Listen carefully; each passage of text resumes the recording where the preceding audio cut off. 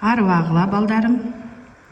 Бүгүндөн баштап жомокчу апаңардын жомогунан окула.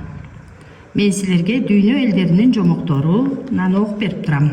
Бүгүнкү жомогум Бирма элинин жомогу. Уйлардын бөлүнгөнү жолборско олжо деген жомок. Көп жылдар мурда Чытырман токойдон алыс эмес жерде уйлар жайылып жүрдү. Уйлар ар дайым чогуу оттошуп, бири да өз алдынча алыс кетчү эмес. Ал эми токойдо амалдуу жолборс жашоочу. Уйдун этин жесем дегенде тим эле шилекейи куюла турган. Бирок уйлар бөлүнбөй баары чогуу жүргөндүктөн жолборс куру дегенде бир уйга да кол салууга батына алчу эмес. Ошондо жолборс уйларды таратууну чечти. Кыябын таап, бир уйга жакын барды да минтип шыбырады. Эй, катуу мүйүздүү, менин айтканыма көңүл бур.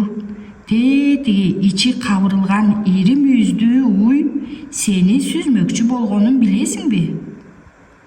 Анан башка уйга барды да ага да шыбырады. Эй, узун куйруктуу, сен эчтекеден капарсыз эле оттоп жүрөсүң. Эмне, тетиги жүнү түлөгөн тик мүйүздүү уйдун кыйынсынганын көрбөй турасыңбы? Ал сени сүзмөкчү болуп жүрөт. Уйлар амалдуу жолборстун айтканына ынанышты.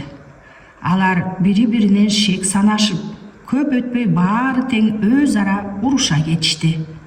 Алар мурдагыдай чогуу жүрбөй, жалгыздап оттоп, сууну да жалгыздап ичип калышты.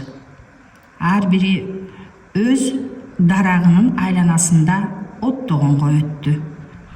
Жолборс уйларды өз ара уруштурганга жетишкен соң, аларды биринин артынан бирин жара тартуу кыйынга турбады.